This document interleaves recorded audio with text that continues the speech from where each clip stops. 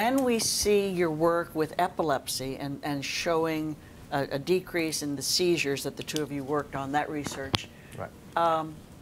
Is the mechanism of the MCTs, is it helping in seizure activity in the same way, or is there something else going on, or is that even known? One of the hypotheses similar to aging brain.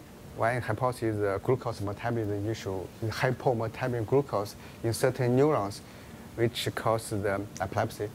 So if that's the case, then MCT convert ketones, and the ketone actually can compensate and help neurons.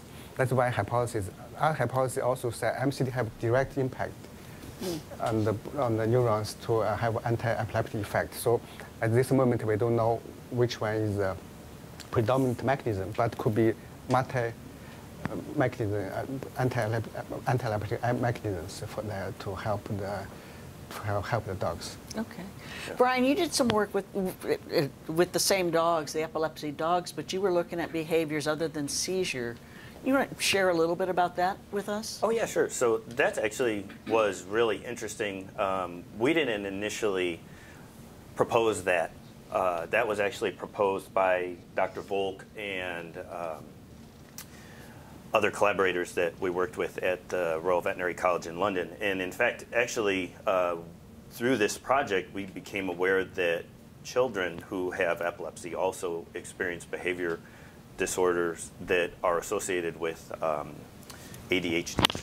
And so they have not only seizure activity, but it seems to also be linked to this different compulsive abnormalities. And so there's that established link with people. And so the behaviorist team that we collaborated with incorporated this questionnaire that assesses all these different behavior attributes that pets, that the pet owner might observe in the pets. And in doing that, the behaviors that came out as being the most apparent were behaviors like increased excitability, increased anxiety related to fear, lower trainability, presumably because of increased inattention and that sort of thing. And so we demonstrated that the epileptic dogs that were just on a normal placebo diet exhibited these enhanced abnormal behaviors.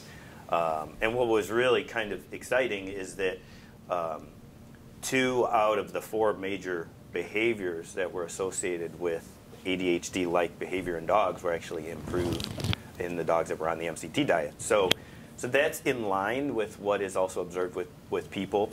I think the last point to share, though, is that with children or with people, when they're put on a ketogenic type diet, they can have some resolution of both some of the behavioral abnormalities associated with that, in addition to the seizure support. And so we're seeing some similar results. So it kind of helps align the research between what's going on in people and what's going on with dogs.